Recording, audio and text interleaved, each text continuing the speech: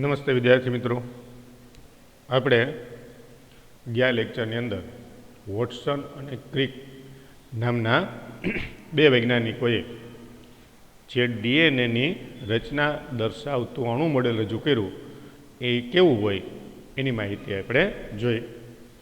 હવે આ અણુ મોડેલના આધારે ડીએનએની કેટલીક ખાસિયતો, એની કેટલીક લાક્ષણિકતાઓ આપવામાં આવેલી છે. તો ડીએનએની આવી બેવડી જે કુંતરની લાક્ષણિકતાઓ કઈ, જે આપણને અલગ પ્રશ્ન તરીકે અહીંયા પૂછવામાં આવે, એટલે આ ડીએનએની બેવડી કુંતરમય સંરચનાની મુખ્ય લાક્ષણિકતાઓ સમજાવો એવા આપણને પ્રશ્ન તરીકે પૂછવામાં આવે. તો અહીંયા એની કેટલીક જે આપણને જે લાક્ષણિકતાઓ આપેલી છે એ આપણે આવી લાક્ષણિકતાઓ જે છે એ એક પછી એક જોતા જઈએ. તો આવી ડીએનએની બેવડી કુંતલમય રચના જે છે એ કેવી લાક્ષણિકતા ધરાવે, એમાં પ્રથમ જે લાક્ષણિકતા છે કે આવી ડીએનએની રચના બે પોલીન્યુક્લિયોટાઇડ શૃંખલાઓનું બનેલું હોય છે. ડીએનએ જે છે એ બે પોલીન્યુક્લિયોટાઇડ શૃંખલાઓનું બનેલું છે, જેનો આધાર શર્કરા અને ફોસ્ફેટનો બનેલો હોય છે. એટલે જે આપણે ગયા વખતે આકૃતિની અંદર જોયું હતું એ પ્રમાણે એનો આધાર છે શેનો છે, તો કે એનો આધાર જે છે એ શર્કરા અને ફોસ્ફેટનો બનેલો છે. જ્યારે નાઇટ્રોજન બેઝ એ અંદરની તરફ ઉપસી આવેલ એટલે કે પ્રક્ષેપિત થયેલ હોય છે, જેમાં નાઇટ્રોજન બેઝ જે છે એ અંદરની તરફ ગોઠવાયેલું હોય, અને જે વોટસન અને ક્રિકે જે અણુ મોડેલ આપ્યું હતું એની અંદર નાઇટ્રોજન બેઝ જે છે એ પગથિયા સ્વરૂપે આવેલું છે, અંદરની તરફ એ પ્રક્ષેપિત થયેલું છે, જ્યારે શર્કરા અને ફોસ્ફેટ છે એનો આધાર છે. આ રીતે જે આવી ડીએનએની રચનામાં બે પોલીન્યુક્લિયોટાઇડની શૃંખલામાં આધાર અને અંદરની બાજુ પ્રક્ષેપિત થયેલ અથવા તો ઉપસી આવેલ નાઇટ્રોજન બેઝની રચના આપણે જોવા મળે છે. આ બંને શૃંખલાઓ પ્રતિ સમાંતર ધ્રુવતા ધરાવે છે. બંને શૃંખલાઓ કેવી છે, તો કે પ્રતિ સમાંતર ધ્રુવતા ધરાવે છે. પ્રતિ સમાંતર ધ્રુવતા એટલે શું, તો કે પ્રતિ સમાંતર ધ્રુવતા એટલે કે એક શૃંખલાની ધ્રુવતા 5' થી 3' તરફ હોય, તો બીજી શૃંખલાની ધ્રુવતા 3' થી 5' તરફ આવેલી હોય. જે આપણે આગળ આકૃતિની અંદર જોઈએ તો આપણને એનો ખ્યાલ આવશે કે આવી શૃંખલાઓ છે એ કઈ રીતે ગોઠવાયેલી હોય. તો એની અંદર આ બંને જે શૃંખલાઓ છે એમાંથી આ એક શૃંખલાનો જે છેડો છે એ આ રીતે 3' એક બાજુનો એનો છેડો છે એ 3' આવશે, જ્યારે બીજો છેડો છે એ 5' છે. એટલે આ પ્રથમ શૃંખલા અને આ બીજી શૃંખલા આપણે લઈએ તો પ્રથમ શૃંખલાનો 3' છેડો અને બીજો છેડો છે એ 5' છેડો થશે. એ જ રીતે બીજી શૃંખલાની અંદર આવેલો જે છેડો છે એ 5' છેડો હશે, અને બીજી શૃંખલાનો બીજો જે છેડો છે એ 3' છેડો હશે. એટલે આમ એક શૃંખલાનો 5' 3' છેડો અને બીજી શૃંખલામાં 3' 5' છેડો. આ 3' અને 5' શું છે એ આપણે જાણીએ છીએ કે જે 5મા કાર્બન સાથે ફોસ્ફેટનું અણુ જોડાય અને એ ફોસ્ફેટનો અણુ મુક્ત સ્વરૂપે આવેલો હોય એ આપણે એને 5' છેડો કહીએ છીએ. જ્યારે બીજો જે છેડો છે ત્યાં પાછો ફોસ્ફેટનો અણુ છે એ શર્કરાના 3જા કાર્બન સાથે જોડાશે, જેને 3' છેડા તરીકે ઓળખવામાં આવે. એટલે આ રીતે આવી જે શૃંખલા છે એની અંદર આવા બંને જે છેડાઓ છે એ આ રીતે ગોઠવાયેલા હોય. એટલે કે બંને આવી શૃંખલાના જે છેડાઓ છે એ પ્રતિ સમાંતર ગોઠવણી ધરાવતા હોય છે. એ જ રીતે એની ત્રીજી લાક્ષણિકતા કઈ, તો કે બંને શૃંખલાના બેઝ એકબીજા સાથે હાઇડ્રોજન બંધ દ્વારા જોડાઈને બેઝ જોડી બનાવે છે. હાઇડ્રોજન બંધ H બંધ દ્વારા જોડાય અને બેઝ જોડી બનાવે છે, જેને આપણે બેઝ પેર તરીકે ઓળખીએ. ટૂંકમાં આપણે એને બીપી એ રીતે સ્મોલ બી અને સ્મોલ પી એ રીતે દર્શાવી અને લખવામાં આવે છે, અને એને બેઝ પેર એ રીતે વાંચવામાં આવે છે. આ રીતે બે આવી શૃંખલાઓ વચ્ચે રહેલા જે નાઇટ્રોજન બેઝ છે એ એચ બંધ એટલે કે હાઇડ્રોજન બંધ દ્વારા જોડાયેલા હોય. વિરુદ્ધ શૃંખલાઓના એડિનિન અને થાઇમિન એકબીજા સાથે બે હાઇડ્રોજન બંધથી જોડાયેલા હોય. બંને વિરુદ્ધ જે શૃંખલાઓ હોય એમાં એક શૃંખલા બીજી શૃંખલા સાથેના એડિનિન અને થાઇમિન વચ્ચેનો જે બંધ છે એ એકબીજા સાથે બે હાઇડ્રોજન બંધથી જોડાયેલું હોય. જ્યારે ગ્વાનિન અને સાઇટોસિન જે છે એ ત્રણ હાઇડ્રોજન બંધ દ્વારા જોડાયેલા હોય છે, અને એના ફળ સ્વરૂપે પ્યુરિન સામે હંમેશા પિરિમિડિન આવે, અને એનાથી કુંતલની બંને શૃંખલાઓ વચ્ચે લગભગ સમાન અંતર જળવાઈ રહે છે. એટલે એડિનિન અને જે ગ્વાનિન, સાઇટોસિન, થાઇમિન, આ જે ચાર નાઇટ્રોજન બેઝ છે એમાં આપણે જાણીએ છીએ કે એડિનિનની સામે થાઇમિન હોય. આ એડિનિન અને થાઇમિન કેટલા હાઇડ્રોજન બંધ દ્વારા જોડાયેલા હોય તો કે એમાં બે હાઇડ્રોજન બંધ આવેલા હોય, જ્યારે ગ્વાનિન અને સાઇટોસિનની અંદર ત્રણ હાઇડ્રોજન બંધ આવેલા હોય. એટલે હવે આપણને ખ્યાલ આવી ગયો કે એડિનિનની સામે હંમેશા થાઇમિન જ આવશે, કારણ કે એમાં બે હાઇડ્રોજન બંધ છે. ગ્વાનિનની સામે સાઇટોસિન જ આવશે, કારણ કે એમાં ત્રણ હાઇડ્રોજન બંધ છે. એટલે આ રીતે પ્યુરિન સામે હંમેશા પિરિમિડિન જે છે એ સરખા જ હશે, અને આ બંને શૃંખલાઓ વચ્ચે લગભગ આનું અંતર જે છે એ પણ સરખું જ જળવાઈ રહેશે, કારણ કે એડિનિનની સામે થાઇમિન અને ગ્વાનિનની સામે આપણને સાઇટોસિન એ આ રીતે એકબીજાની સાથે ગોઠવાયેલા જોવા મળશે. અને આ પ્રકારની જે ગોઠવણી છે એની જો આપણે આકૃતિની અંદર જોઈએ તો આપણને ખ્યાલ આવશે કે અહીંયા જે આ એડિનિન છે તો એની સામે થાઇમિન જે છે એની અંદર જો બે હાઇડ્રોજન બંધ છે, જ્યારે ગ્વાનિનની સામે સાઇટોસિન છે તો એની અંદર આ રીતે આવા ત્રણ હાઇડ્રોજન બંધ છે. એટલે આની અંદર આવા બે હાઇડ્રોજન બંધ, આની અંદર ત્રણ હાઇડ્રોજન બંધ છે. એટલે હંમેશા એડિનિનની સામે થાઇમિન અથવા થાઇમિનની સામે એડિનિન અને ગ્વાનિનની સામે સાઇટોસિન અથવા સાઇટોસિનની સામે ગ્વાનિન જ આવશે. આ રીતે આવા હાઇડ્રોજન બંધની ચોક્કસ ગોઠવણી હોવાને કારણે આપણે જે આગળ જોઈ ગયા કે એડિનિન અને થાઇમિન તથા સાઇટોસિન અને ગ્વાનિનનું જે પ્રમાણ છે એ ઇરવિન ચાર ગ્રાફને આધારે એ પ્રમાણ હંમેશા કેવું રહેશે તો કે અચળ અને મોટે ભાગે સમાન જ રહેશે, એમાં કોઈ પણ પ્રકારનો ફેરફાર થશે નહીં. એટલે આ રીતે આવી બંને જે શૃંખલાઓ છે એમાં અંદર ગોઠવાયેલા જે નાઇટ્રોજન બેઝ છે એ એકબીજા સાથે આવા હાઇડ્રોજન બંધ દ્વારા જોડાયેલા છે. પછી ચોથી એની ખાસિયત કે બંને શૃંખલાઓ જમણેરી કુંતલ પામેલી હોય છે. એટલે કે કુંતલનો ગર્ત 3.4 નેનોમીટર, જેમાં 1 નેનોમીટર 1 મીટરનો 10 કરોડનો ભાગ કહેવાય. 1 નેનોમીટર એટલે શું થાય તો કે 1 નેનોમીટર 1 મીટરનો 10 કરોડમો ભાગ, એટલે કે જેને આપણે 10⁻⁹ મીટર દ્વારા દર્શાવી શકીએ. 1 નેનોમીટરને આપણે 10⁻⁹ મીટર દ્વારા દર્શાવી શકીએ. એટલે આમ બંને શૃંખલાઓ જમણેરી કુંતલ પામેલ હોય છે, એટલે કે જે જમણી બાજુએથી એનો વળાંક થયેલો હોય, અને આ કુંતલનો જે ગર્ત છે એ 3.4 નેનોમીટર હોય. એટલે કે આવું જે કુંતલ છે એને જે એનો વળાંક જે આવે, કુંતલનો જે ગર્ત આવે એ 3.4 નેનોમીટર જેટલો હોય, અને તેના પ્રત્યેક વળાંકમાં 10 નાઇટ્રોજન બેઝની જોડીઓ એટલે કે બેઝ પેર આવેલું હોય. પ્રત્યેક વળાંકમાં 10 નાઇટ્રોજન બેઝની જોડીઓ આવેલી છે.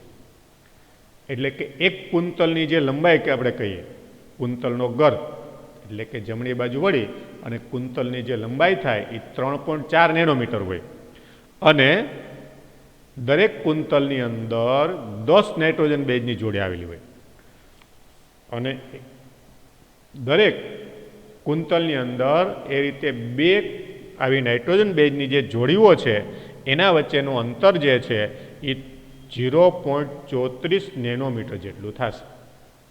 દરેક આવી ક્રમિક જોડ વચ્ચેનું અંતર છે કેટલું થાય તો કે 0.34 એંગસ્ટ્રોમ જેટલું થશે. આ પ્રકારની જે ગોઠવણી છે એ ડીએનએની આવી ગોઠવણીને જો આપણે આ કુંતલમય આકૃતિ દ્વારા સમજીએ તો આપણને વધારે ખ્યાલ આવશે. એટલે કે અહીંયા એક કુંતલ જે છે એ અહીંથી શરૂ કરી બેઝની જોડીઓ દર્શાવતું આવું કોઈ પણ આપણે કુંતલ લઈએ તો એ કુંતલ શરૂ કરી અને અહીંથી આ જે કુંતલ પૂરું થાય અહીં સુધીનું એક કુંતલ પૂરું થાય એની જે લંબાઈ છે કેટલી હશે તો કે 3.4 નેનોમીટર હશે. 3.4 નેનોમીટર એની લંબાઈ હશે. નેનોમીટર લંબાઈ હશે. એ જ રીતે આવી જે દરેક જે કુંતલ છે એની અંદર 10 જોડ આ નાઇટ્રોજન બેઝની જોડ કેટલી હશે 2 જોડ 10 જોડ હશે. એટલે આ રીતે આવી આ 1 જોડ 2 જોડ 3 જોડ 4 જોડ આ 5 6 7 8 9 અને અહીં પૂરી થાય ત્યાં સુધીમાં કેટલી હશે 10. અહીંયા વચ્ચેનો વળાંક છે એની અંદર નાઇટ્રોજન બેઝની જોડી નથી આપી પણ આપણે આ રીતે ગણીએ તો એની અંદર આવી 10 જોડી નાઇટ્રોજન બેઝ આવેલા હોય. એટલે આપણે એમ કહી શકીએ કે આ 2 નાઇટ્રોજન બેઝ જે હોય એના વચ્ચેનું જો આપણે અંતર લઈએ તો એ 0.34 નેનોમીટર થાય. 0.34 નેનોમીટર થશે. એટલે કે દરેક ગર્ભ 3.4 નેનોમીટર એટલે કે બીજા અર્થમાં આપણે કહીએ તો એક કુંતલની લંબાઈ જે છે એ 3.4 નેનોમીટર હોય અને દરેક આવી કુંતલની અંદર 10 જોડ નાઇટ્રોજન બેઝ આવેલા હોય. એટલે એક જોડ વચ્ચેનું અંતર જે છે એ 0.34 નેનોમીટર જેટલું થશે. એક જોડ વચ્ચેનું અંતર છે એ 0.34 નેનોમીટર જેટલું થાય. આ રીતે આ ડીએનએની રચના છે એ નિર્માણ થયેલી છે. એ જ રીતે આ બંને જે કુંતલ છે એની રચના છે એ કેટલા અંતરે ગોઠવાયેલી હોય તો આ બંને જે કુંતલ છે એના વચ્ચેનું જે અહીંથી આટલું આપણે અંતર લઈએ તો આવું જે અંતર છે 20 એંગસ્ટ્રોમ જેટલું થાય. 20 એંગસ્ટ્રોમ જેટલું આવું અંતર છે. એટલે આ રીતે આ ડીએનએની રચનાની અંદર આપણને જે એના ગોઠવણીના બધા જે કંઈ ભાગો છે જોવા મળે એ વોટસન અને ક્રિક નામના વૈજ્ઞાનિકે આ રીતે અણુ મોડેલમાં દર્શાવેલા છે. અને આ પ્રકારનું જે ડીએનએ છે અત્યારે તો આવા ડીએનએની રચના છે અલગ અલગ પ્રકારની છે. આપણને અલગ અલગ પ્રકારના ડીએનએ જોવા મળે. A DNA, B DNA, C DNA, D DNA અને ઝેડ ડીએનએ. આવા 5 પ્રકારના ડીએનએ છે એ આવેલા હોય. એ બી સી ડી અને Z. A DNA, B DNA, C DNA, D DNA અને ઝેડ ડીએનએ. આવા જે ડીએનએ હોય એમાંથી આપણે જે આ ડીએનએ છે એ બી ડીએનએ તરીકે ઓળખાતું ડીએનએનો અભ્યાસ કરીએ છીએ. અને આ બી ડીએનએની અંદર એની જે આવા એક કુંતલની જે લંબાઈ છે એ 3.4 નેનોમીટર હોય અને દરેક આ કુંતલની અંદર 10 નાઇટ્રોજન બેઝની જોડીઓ આવેલી હોય. દરેક કુંતલ જે છે એ એકબીજા સાથે 20 એંગસ્ટ્રોમના અંતરે ગોઠવાયેલા હોય અને દરેક નાઇટ્રોજન બેઝની જે જોડીઓ છે, એક નાઇટ્રોજન બેઝની જોડ અને બીજી નાઇટ્રોજન બેઝની જોડ વચ્ચેનું અંતર જે છે એ આપણને 0.34 નેનોમીટર જેટલું જોવા મળશે. આ રીતે આ ડીએનએની રચના છે એ આવી લાક્ષણિકતા ધરાવે છે. હવે એ જ રીતે આવી એની પાંચમી લાક્ષણિકતા કઈ તો કે બેવડા કુંતલમાં એક બે જોડ પર બીજી સ્થિત હોય છે અને વધુમાં હાઇડ્રોજન બંધ પણ કુંતલમય રચનાને સ્થાયિત્વ પ્રદાન કરે છે. કે બેવડા કુંતલની અંદર આવી એક બે જોડ, બેવડો કુંતલ હોય એની અંદર એક બે જોડ ઉપર બીજી જોડ છે એ સ્થિત હોય, એટલે કે એના સાથે સંકળાયેલી હોય, એની સાથે જોડાયેલી હોય અને વધુમાં હાઇડ્રોજન બંધ પણ કુંતલમય રચનાને સ્થાયિત્વ પ્રદાન કરે છે.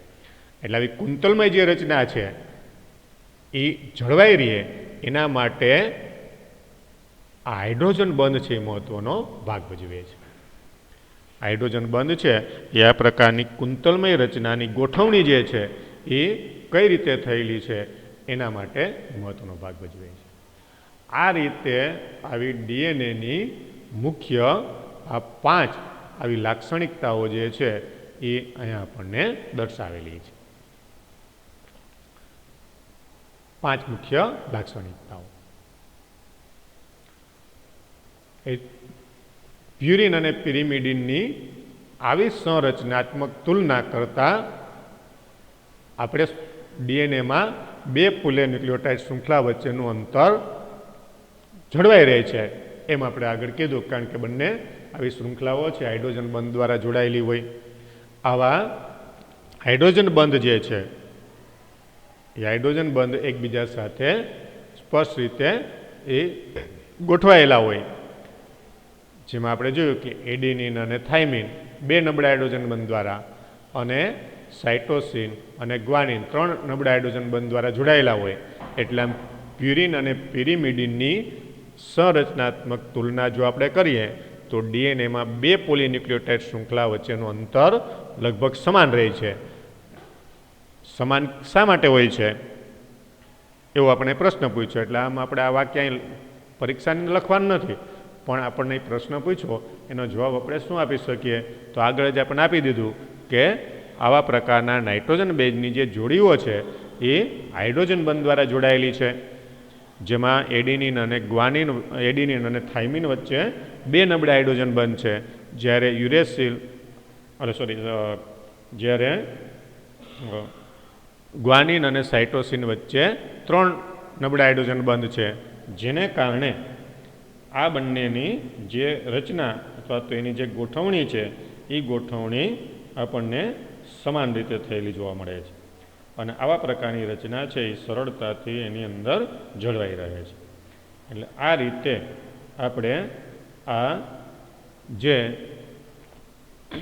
ન્યુક્લિયોટાઇડની જે રચના છે એને આપણે લઈ શકીએ, એટલે કે ડીએનએની રચના. હવે આવી ડીએનએની રચના નવા ડીએનએનું નિર્માણ કરે છે. આપણે જોયું ને કે ડીએનએમાંથી નવું ડીએનએ નિર્માણ થાય, જેને આપણે પ્રતિકૃતિ સર્જન તરીકે ઓળખીએ છીએ. તો આવી નવા ડીએનએની રચના સમજવા માટે અને આવું પ્રતિકૃતિ સર્જન જે છે એ કઈ રીતે થાય એની સમજૂતી માટે વોટસન ક્રિક નામના વૈજ્ઞાનિકે એક પદ્ધતિ વિકસાવી, જે અહીંયા આપણને અલગ પ્રશ્ન તરીકે પૂછવામાં આવે. કે 2 માર્કનો નાનકડો પ્રશ્ન છે, આપણે પૂછે કે આવી જે મધ્યસ્થ પ્રણાલી, પ્રશ્ન શું પૂછે? મધ્યસ્થ પ્રણાલી અથવા તો સેન્ટ્રલ ડોગમા. અહીં આપણને પ્રશ્ન છે એવો પૂછવામાં આવે કે મધ્યસ્થ પ્રણાલી અથવા તો અંગ્રેજીમાં નામ છે સેન્ટ્રલ ડોગમા, જે આપણને આગળ આપેલું છે મધ્યસ્થ અથવા તો પ્રસ્થાપિત પ્રણાલી અથવા એનું અંગ્રેજી છે સેન્ટ્રલ ડોગમા. તો આ સેન્ટ્રલ ડોગમા જે શબ્દ છે એ પણ પ્રચલિત શબ્દ છે, એટલે આપણે પ્રશ્નની અંદર એ પણ યાદ રાખવાનું, સેન્ટ્રલ ડોગમા સમજાવો, એવા પ્રશ્ન તરીકે પણ આપણને ઘણી વખત આવો પ્રશ્ન છે એ પૂછી શકે. તો મધ્યસ્થ પ્રણાલી અથવા તો સેન્ટ્રલ ડોગમા અથવા તો પ્રસ્થાપિત પ્રણાલી સમજાવો, એવો નાનકડો કોઈ 2 માર્કનો પ્રશ્ન પૂછી, એકદમ ટૂંકું વર્ણન છે. તો ડીએનએની બેવડી જે કુંતલમય સંરચનાની સમજૂતી અને એની જનીનિક સૂચિતાર્થ સમજાવવાની સરળતા ક્રાંતિકારક બની છે. ડીએનએની આવડી 2 શૃંખલાઓ કુંતલમય રીતે ગોઠવાયેલી છે અને એ જનીનિક રીતે જનીન દ્રવ્ય છે. આ માહિતી જે છે એ માહિતી વિજ્ઞાનની અંદર ક્રાંતિકારક બની છે. એટલે કે વિજ્ઞાનના ખાસ કરીને જનીન વિદ્યાના સંશોધનો માટે ખૂબ જ અગત્યની બની છે. જનીન વિદ્યાના જુદા જુદા પ્રકારના સંશોધનો માટે આ પ્રકારની માહિતી જે છે એ ખૂબ જ મહત્ત્વની બની છે. આવી માહિતી જે છે એ ખૂબ જ અગત્યની બની છે. અને આ માહિતીને સમજાવવા માટે ફ્રાન્સિસ ક્રિક નામના આ વૈજ્ઞાનિકે મધ્યસ્થ પ્રણાલી, જેને આપણે સેન્ટ્રલ ડોગમા અથવા તો પ્રસ્થાપિત પ્રણાલી કહીએ છીએ, એનો વિકાસ કર્યો, એની સમજૂતી આપી. કારણ કે ડીએનએ જે છે એ જનીન દ્રવ્ય છે અને આપણા દરેક પ્રકારના લક્ષણો, દરેક પ્રકારના પ્રોટીનનું નિર્માણ જે છે એ મનુષ્યમાં જ નહીં પણ બધા જ પ્રકારના સજીવોની અંદર, વનસ્પતિ અને પ્રાણીઓમાં બધામાં ડીએનએ આવેલું હોય.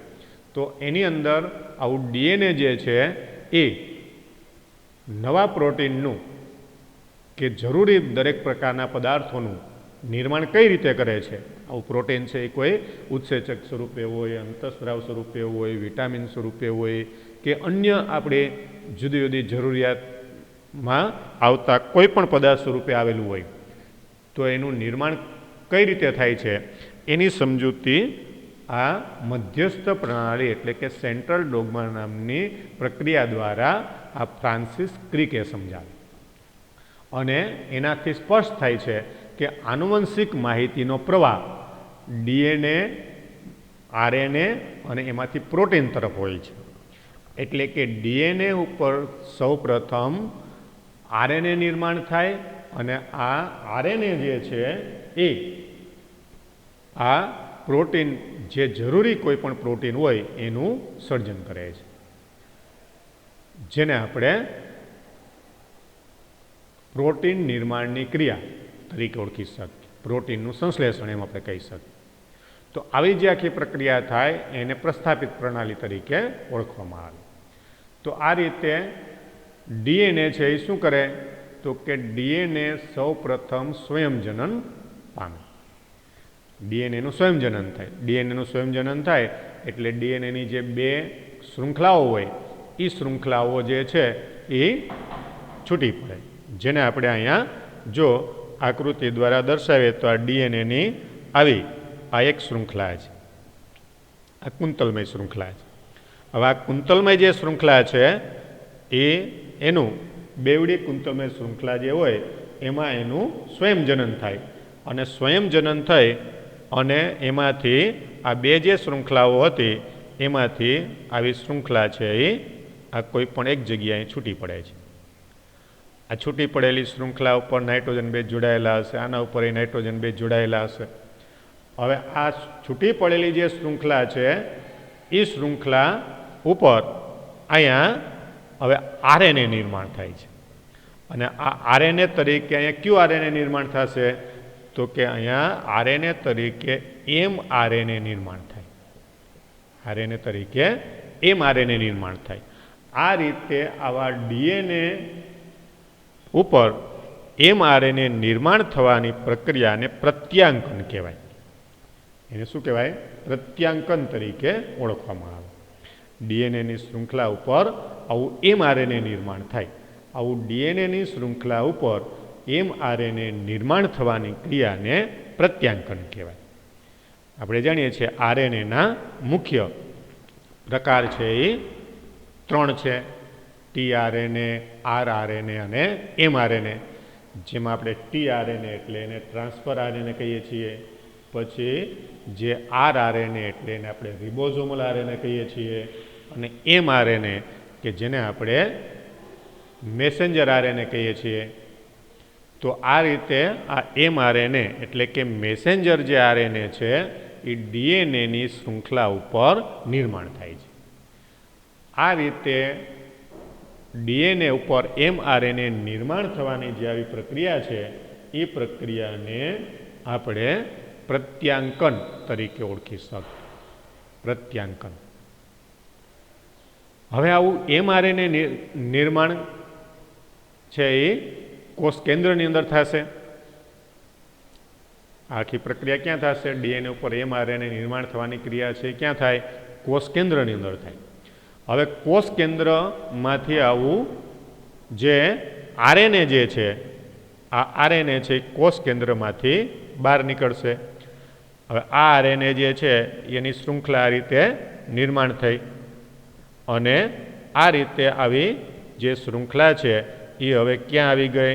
તો કે કોષ કેન્દ્રની અંદરથી હવે કોષ રસની અંદર આવે. હવે આવી એમઆરએનએની શૃંખલા ઉપર કોષ રસમાં કોષ કેન્દ્રમાંથી બહાર નીકળી ગઈ એટલે કોષની અંદર કોષ રસમાં આવી ગઈ. એની અંદર જે આવી એમઆરએનએની શૃંખલા ઉપર જે પ્રકારના નાઇટ્રોજન બેઝ છે એ જ પ્રકારે હવે અહીંયા એમિનો એસિડ જોડાય અને આવા એમિનો એસિડની જોડાણની પ્રક્રિયા થઈ અને એના દ્વારા અહીંયા ચોક્કસ પ્રકારનું પ્રોટીન નિર્માણ થાય. આ જુદા જુદા પ્રોટીન છે એ એમિનો એસિડના બનેલા છે. એટલે હવે એમઆરએનએની શૃંખલા ઉપર હવે આ એમિનો એસિડ એક પછી એક જોડાતા જાય અને એના દ્વારા પ્રોટીનનું નિર્માણ થાય. આ એમઆરએનએ ઉપર આવું પ્રોટીન નિર્માણ થવાની ક્રિયાને ભાષાંતર તરીકે ઓળખવામાં આવે. એને ભાષાંતરણ તરીકે ઓળખવામાં આવે. એટલે આ રીતે આવી ભાષાંતરણની પ્રક્રિયા જે છે એ અહીંયા થશે.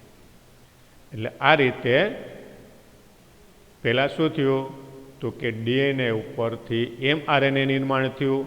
ડીએનએ ઉપરથી એમઆરએનએ નિર્માણ થવાની જે પ્રક્રિયા થઈ એ પ્રક્રિયાને આપણે પ્રત્યાંકન તરીકે ઓળખી શકીએ. પ્રત્યાંકનની પ્રક્રિયા દ્વારા નિર્માણ થયેલું એમઆરએનએ જે છે એ કોષ કેન્દ્રમાંથી હવે કોષ રસની અંદર પ્રવેશ કરે. કોષ રસની અંદર આવું એમઆરએનએ છે એ આવે એટલે એ હવે રિબોઝોમ ઉપર ગોઠવાશે. એમનેમ ત્યાં પ્રોટીનનું નિર્માણ નહીં થાય પણ એમઆરએનએ ક્યાં ગોઠવાશે? રિબોઝોમ ઉપર. રિબોઝોમ ઉપર ગોઠવાય એટલે પછી એક આવા એમિનો એસિડ કે જે ટીઆરએનએ દ્વારા લઈ આવવામાં આવે એ એકબીજા સાથે જોડાય અને પ્રોટીનનું નિર્માણ કરે. અને આવું પ્રોટીનનું નિર્માણ થઈ જાય એટલે હવે આ રિબોઝોમ ઉપરથી આ પ્રોટીન જે છે આ નિર્માણ થયું એ પ્રોટીનનું અણુ જે છે એ આ રીતે છૂટો પડી જાય અને આવા પ્રકારનું જે પ્રોટીન છે એ અહીંથી છૂટું પડી અને સ્વતંત્ર પ્રોટીન તરીકે વર્તે અને પછી જ્યાં એમઆરએનએ નિર્માણ થયું હોય એ એમઆરએનએનું વિઘટન થઈ જાય. આ રીતે એમઆરએનએ ઉપર આવું પ્રોટીન નિર્માણ થવાની ક્રિયાને ભાષાંતરણ તરીકે ઓળખવામાં આવે. ભાષાંતરણ તરીકે એને ઓળખવામાં આવે.